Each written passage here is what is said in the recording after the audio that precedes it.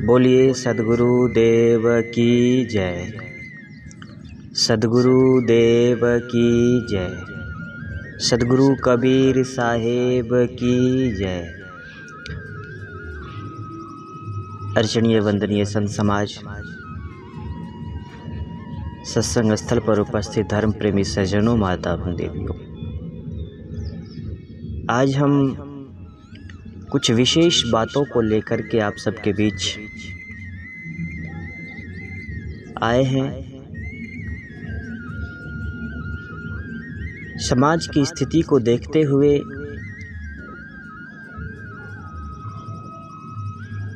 मैंने सोचा कि आज इसी पर चर्चा किया जाए। अन्य कई पंथों के लोग कहते हैं कि कबीरपंथी संत हो या भक्त हो, वो भगवानों में आस्था नहीं रखते हैं, मंदिरों में आस्था नहीं रखते हैं।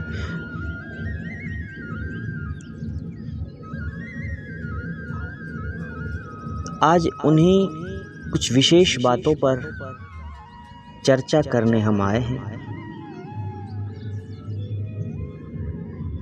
आजकल के भागा दौड़ी जीवन में अनपढ़ हो चाहे पढ़े लिखे हो,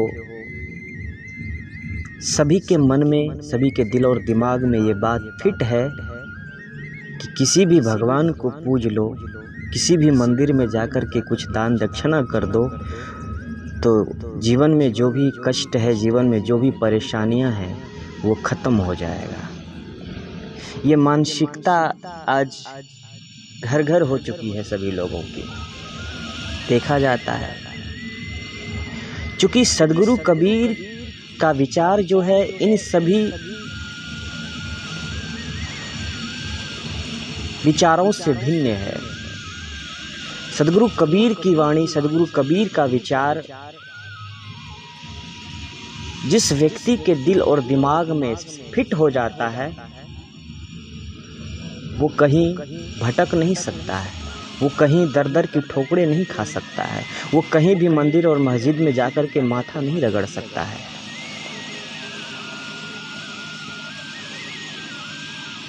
सद्गुरु कबीर ने ये नहीं कहा कि भगवानों में आस्था मत रखो।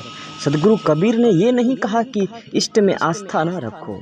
सद्गुरु कबीर ने ये नहीं कहा कि राम कृष्ण में आप अपनी समर्पणता ना रखो। सद्गुरु कबीर ने ये नहीं कहा कि राम कृष्ण में आप अपनी आस्था भक्ति ना दिखाओ। आप आस्था रखो, उनकी तस्वीर आप अपने घर में लगाओ, कमरे में लगाओ, हॉल में लगाओ, किंतु उसके प्रति आप ये इच्छा जाहिर मत करो कि हमारे दुख को वो हरण कर लेंगे, हमें महल दे देंगे, हमें गाड़ी दे देंगे, मकान दे देंगे। नहीं, पत्थर के पूजने से, मंदिर में जाने से अगर हरि से मुलाकात हो सकती है, तो सद्गुरु कबीर कहते हैं चिल्ला करके कि पत्थर पूजे हरि मिले तो मैं पूजूं पहाड़।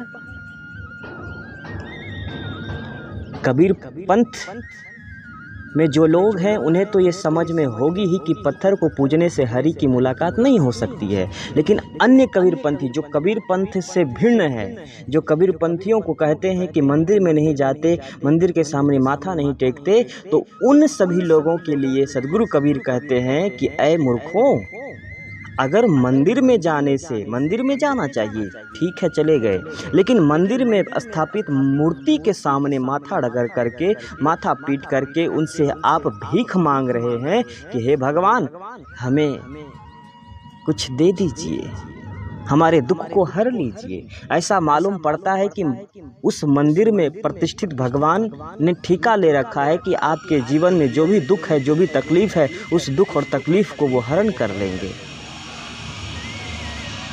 उन सभी लोगों से सद्गुरु कबीर कहते हैं कि ऐ मूर्खों, अगर मंदिर में जाकर के मूर्ति के सामने माथा रगड़ करके उससे भीख मांग करके हमारी भिक्षिता पूर्ण हो सकती है, तो मैं क्यों न पहाड़ को ही पूज लूं जहां से ये मंदिर में प्रतिष्ठित मूर्ति जहां से आए हैं। किसी पहाड़ से ही तो आए होंगे, किसी पहाड़ के टुकड़ा ही तो है वो पत्थर, जिसे एक भगवान की मूर्त दे दी गई है, जिसे एक भगवान का रूप दे दिया गया है। सदगुरु कबीर कहते हैं कि अगर पत्थर के पूजने से हरि की मुलाकात हो सकती है तो मैं उसी पहाड़ को ही क्यों न पूज लूं जिस पहाड़ से ये पत्थर का टुकड़ा आया है। सदगुरु कबीर आगे भी कहते हैं कि हरि ऐसे नहीं मिल सकता है, हरि कहीं पत्थर पूजने से नहीं मिल सकता है, हरि की मुलाकात ये मंदिर मस्जिद में जाने से नहीं हो सकता है।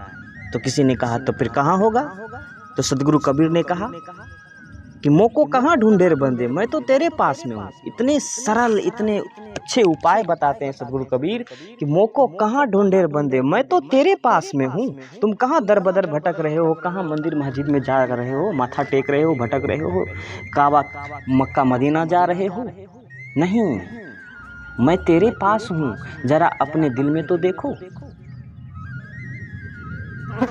दिल में खोजो, दिल में खोजो, यही करीमा रामा। अपने दिल में झांक कर तो देखो, अपने अंदर एक बार लौट कर तो देखो। अगर आपको अपने आप की, अपने हरि की मुलाकात नहीं होगी तब बता देना कि कबीरपंथी झूठ बोल रहे हैं, कबीरपंथी में ऐसे हैं।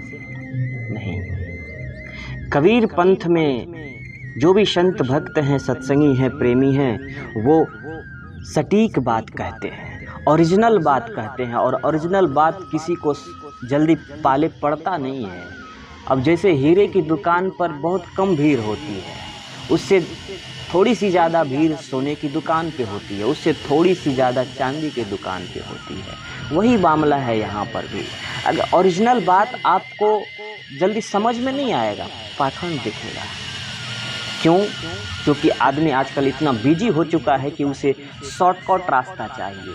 आप कभी ट्रैवलिंग किए होंगे तो आप भी सोचते होंगे कि कहीं काश कोई शॉर्टकट रास्ता मिल जाए। मैप अगर हाईवे बता रहा है तो मैप को भी आप इग्नोर कर देते हैं और शॉर्टकट रास्ता खोजते हैं कि जल्दी पहुंच जाए। लेकिन उस जल्दी के चक्कर में बहुत कुछ नुकसान झेलना पड़ता है। कभी गलत रोड मिल गया, कभी गाड़ी कहीं टच हो गई, बहुत सारी परेशानियां आती है। इसीलिए वो मैप सदगुरु कबीर हैं और सदगुरु कबीर सही रास्ता बताते हैं। भले ही थोड़ा टाइम क्यों ना लगे, भले ही हरि से मुलाकात करने में थोड़ा वक्त क्यों ना लगे, लेकिन सही रास्ते से, गलत रास्ते से। सदगुरु कबीर इतने सटीक कहते हैं कि पत्थर को पूजने से अगर हरि मिलता है तो मैं पहाड़ को ही पूज लूं। और अरे उस पहाड़ से भी तासे अच्छा तो चाकी भली जिसे पीस खाए संसार। जिस पत्थर को पूज पूज कर आपने दिन रात बिता दिया, अपना ताउम्र बिता दी, फिर भी कुछ फर्क नहीं पड़ा, उससे अच्छा तो आप चक्की को पूज लेते, चक्की को साफ कर लेते। एक बार एक माताजी चक्की चला रही थी, जो बिहार के शब्दों में कहे तो जाता जिसको कहा जाता है। पहले की माताएं बहनें चक्की को चला के, जाता को चला के ही दाल जो भी पीसना होता था उसी को चला के पीसा करते थे। उस समय की बात, एक माताजी गंदा पड़ा हुआ उस चक्की को साफ नहीं की और जा कर के उसी पर पीसने लग गई। सदगुरु कबीर वो देख करके भी कहते हैं कि अरे तुम पत्थर को पूजते हो, मंदिर को पूजते हो, यहाँ जाते हो वहाँ जाते हो, कुछ मिलने जाने वाला कुछ नहीं होता है, और तुम कहते हो कि पत्थर से सब कुछ मिल सकता है। अरे जो पत्थर तुम्हें पीस पीस कर खिला रही है, जो पत्थर तुम्हें पीस पीस कर अच्छे अच्छे वैरायटी दिए जा रहे हैं, उस पत्थर को तो तुम गंदे कर रखे हो, उस पत्थर को तुमने साफ नहीं किया। तासे तो चक्की भली जो पीस खाए संसार, उस पत्थर को तो साफ कर लो जिस पत्थर से तुम पीस पीस कर अपना पेट भर रहे हो। तो इसीलिए आप सबों से भी ये निवेदन करना चाहूँगा कि किसी भी बातों को बोलने से पहले, कहने से पहले उसे अमल करें, विचार करें कि वास्तव में है क्या सच्चाई। यूं ही मत कह दीजिए कि कबीरपंथी भगवान को नहीं मानते। अरे भगवान को असल में तो कबीरपंथ के लोग ही मानते हैं, जिंदा भगवान को, वास्तविक भगवान को, जिसे सदगुरु कबीर कहते हैं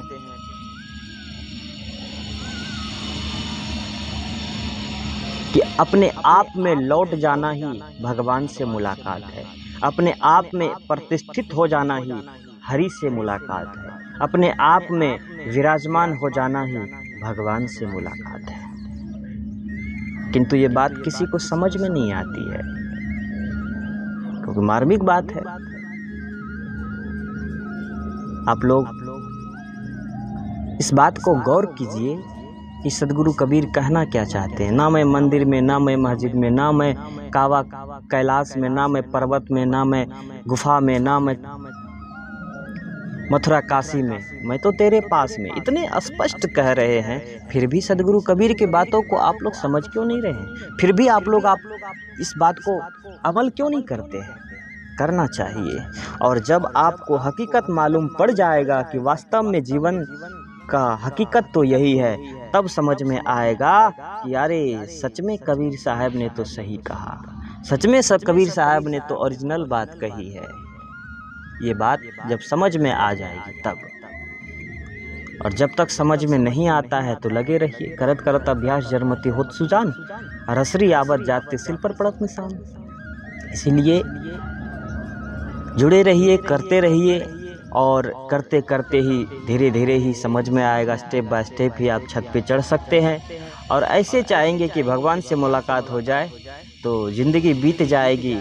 मंदिर, मस्जिद, कावा कैलाश जाते जाते आपके जीवन में कभी शांति नहीं हो सकती है। इसीलिए अपने आप में लौटने का प्रयास करें, अपने आप में स्थित होने का प्रयास करें। आप दुनिया के हर काम को करें, काम को बाधा नहीं करना है, काम करते रहें। काम करते करते ही हरि से भेंट करने की उपाय भी ढूंढना है। इसे सदगुरु कबीर ने समझाया है, बताया है, और जीने की एक राह बताई है। उस राह पर चल करके हम भी अपने जीवन को सफल और आदर्श बना सकते हैं।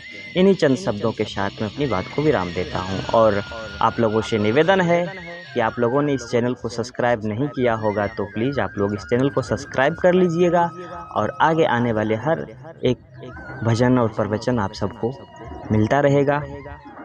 बोलिए सद्गुरु देव की जय।